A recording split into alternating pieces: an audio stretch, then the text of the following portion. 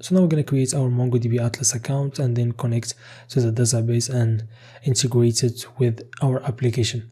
So I have a temporary email right here. I'm going to use it to go to MongoDB Atlas and then register. So I'm going to use this email and then some random informations, a password, and then I agree, and then get started free.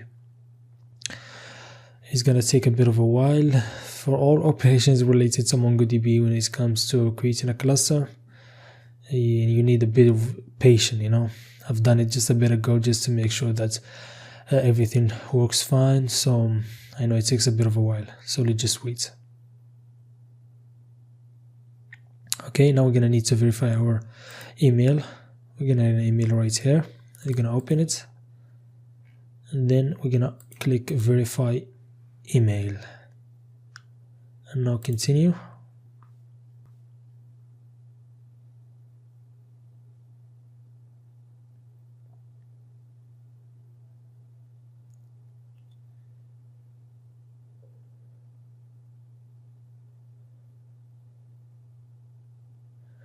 Okay, this is just some stupid informations you're gonna or questions you gotta answer.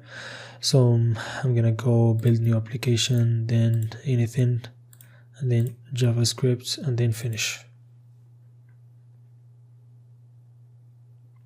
And then we're gonna check, you know, to select the free version, which is gonna be shared.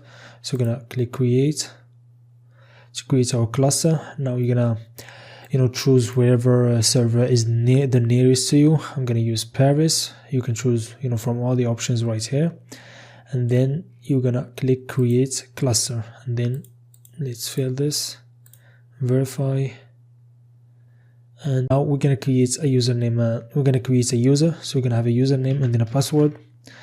I prefer to just generate a password. We're gonna copy it later, or we can have our own password. Okay, and then we're gonna click create user, and now everything is done right here.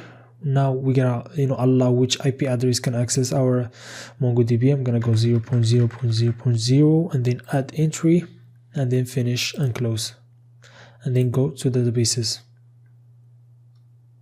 And this is the one that takes a bit of a time, like 3 to 5 minutes, so you gotta wait a little bit. Then, so now that it's done, let's go to browse collections, and we're gonna create a database. So let's call it, for example, Facebook, and then you gotta name a collection inside it, so users, for example, and then create. Right, and now it's created. I forgot the password, so let's go to, if you forgot the password, you go to database access and then edit, and you can, you know, have your new password right here. Edit password and write something new, or generate a password like I'm gonna do, and copy it, and then update user. Then I'm gonna go right here and then save the password just right here, and go back here, then to Atlas, and then connect, and then connect to your application, and then copy this, and let's go back right here, and then let's call this database URL, and then equal this, and we're going to take the password and you place it instead of the password right here. And in my first database, you write your database. So for example is Facebook, whatever you name it, and this is the URL we're going to use to connect to the database. So if we went to a MongoDB campus, which is I told you to install, we can now disconnect. So and now let's connect again, so new connection, and then paste this right here, and then connect, and then we're gonna get access to our cluster, and then all of the databases, and we can see all, you know, changes live right here. So I'm gonna go now to the server. Let me organize things right here. Okay, this is for the routes, and here's gonna be for the database. So database, so first of all, open the terminal, and let's go npmi and then install MongoDB and Mongoose. Okay,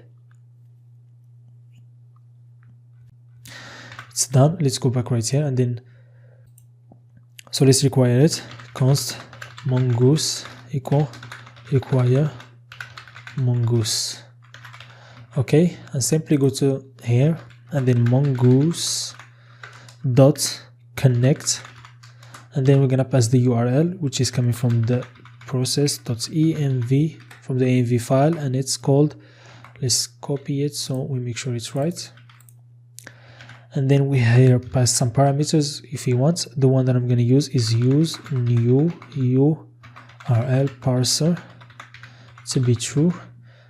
URL parser, use new URL parser. So you can use this to connect, and also you can remove this now and get the ability to connect. This is the new way, that's the new URL parser.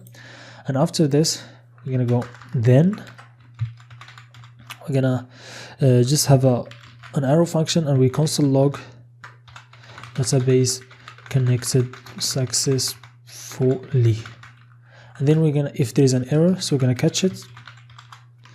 If there's an error, we're gonna catch the error, and then we're gonna console log error connecting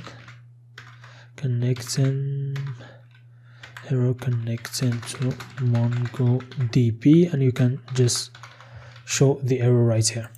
So now let's go and open the terminal to see if everything working fine. As you see, server is running on port 8000, and also database connected successfully, and database is written wrong. Okay, so now let's say again, server is running on port 8000, database connected successfully. So if there is an error, like for, let's change for example the user and add like one right here, and then we're gonna see right now. Let's go to the server, and as you see, there is an error, authentication failed. That means there is something wrong. So this is the way. Okay, now we're gonna see, go back to the server and save. All right, as you see, database connected successfully. So this is the way to connect to Mongoose or MongoDB Atlas. That was really simple. So see you next.